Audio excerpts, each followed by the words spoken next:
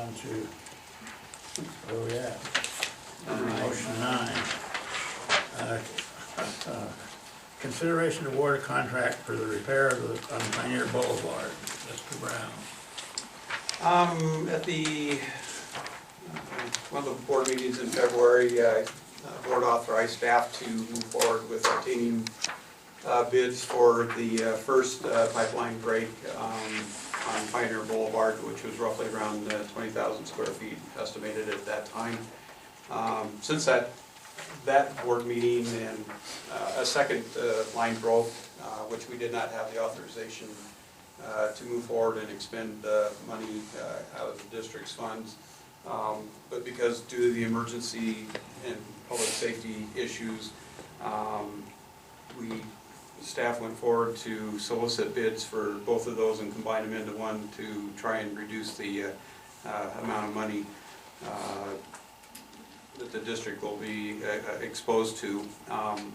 Based on some estimates that we were given from Bowen and Collins on the cost per square foot on asphalt in the St. George area from about 6 months ago, we were using a $2.50 per square foot number, and based on the initial 20,000 square foot estimate, we were in the roughly $80,000 range, and that's what the board authorized back in October for us to move forward. Since that time, we opened bids on March 10th, received a low bid of $110,000 from Parsons and Staker Company to do the two large patches. The major changes from the early February authorization till now was the initial pipeline break on Pioneer Boulevard. The square footage increased from 20,000 square feet to 21,600 square feet. And the bid amount for a 5.5 inch thick asphalt patch is $4.05 a square foot, and not the estimated $3 a square foot for the 5 inch. And then we also had the additional 2,000 square foot patch that was not originally included. What's that? Yeah, near the Ford dealership. And the bid amount on that one was not the cheaper amount. It was $3.95 a square foot. So due to the increase in costs, which also helped drive the project costs into over $100,000 and into the prevailing wage category, all the costs came together and exceeded the $80,000 amount that the board authorized staff to move forward with. And so basically I'm asking the board to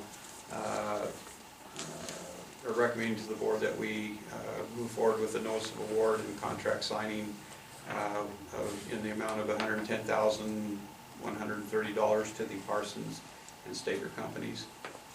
Do we know who that is? Do you know that company?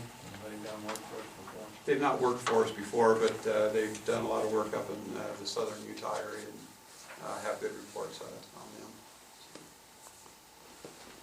Somebody got right in my mess kit the other day and said we could have piggybacked the city's road repair. Is that true? Based on, Eric,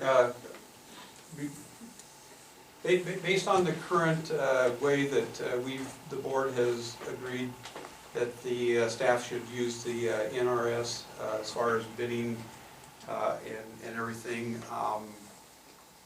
We currently don't have a policy in place to allow for emergency situations to allow staff to move forward quickly on certain projects.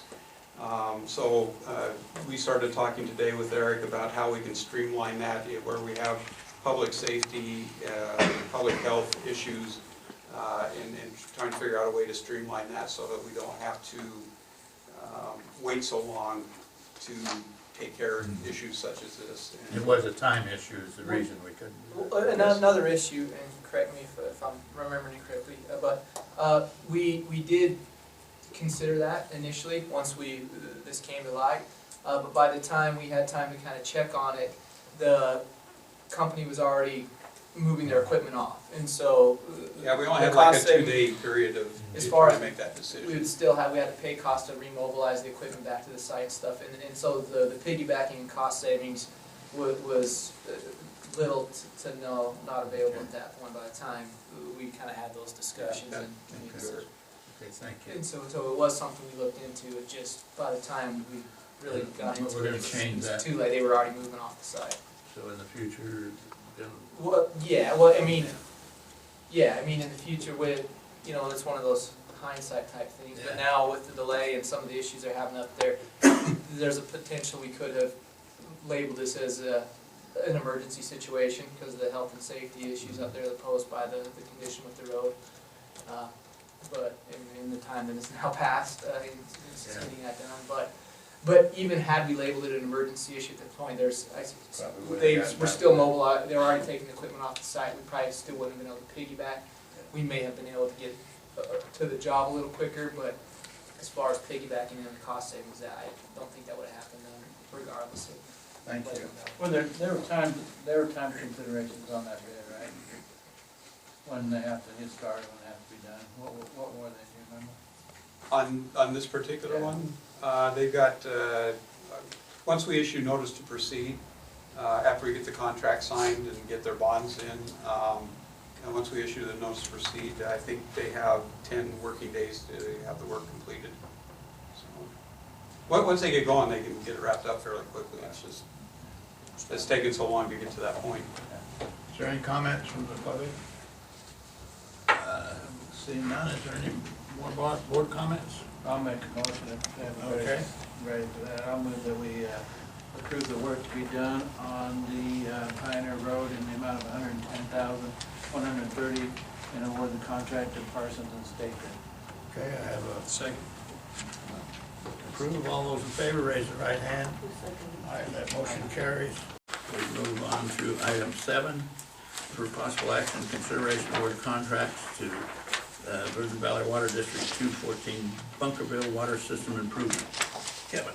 Okay, yesterday, well, the board on February 18th approved shutting down the Bunkerville secondary system and authorized the staff to move forward to obtain bids from contractors to help residents build a connecting line from their existing preliminary line to their irrigation system on the property.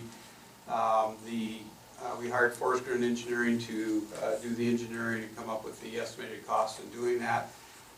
They completed that work about 2 weeks ago. The engineer's estimate on that was $192,000. We went out to bid and opened bids up yesterday.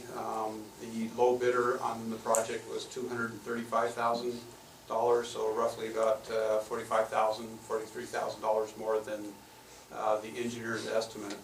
After picking my heart up off the ground and going back and talking to the staff, we came up with some recommendations that we can't act on tonight, and therefore requesting a special board meeting to be held on Monday to be able to address those issues. But on this particular issue, my recommendation where, and it's allowable within the instruction to bidders that was part of the bid package, is to ask the board to reject all bids that were received based on them being significantly more than what the budgeted amount was, and allow us to go forward and with some other options that we can talk about at a special meeting, board meeting on as early as next Monday. So my recommendation to the board is to not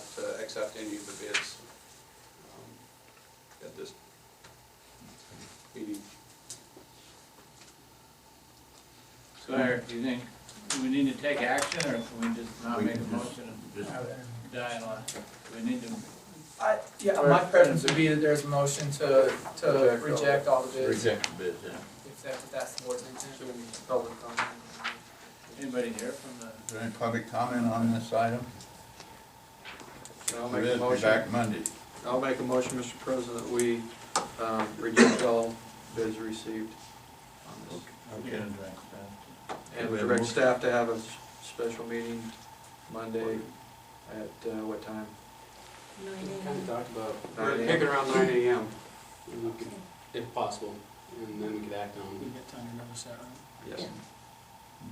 Okay. Have a special meeting Monday at 9 a.m. to come up with a solution to that problem. Okay, I have a motion Second. and a second. All those in favor, raise the right hand. That motion carries.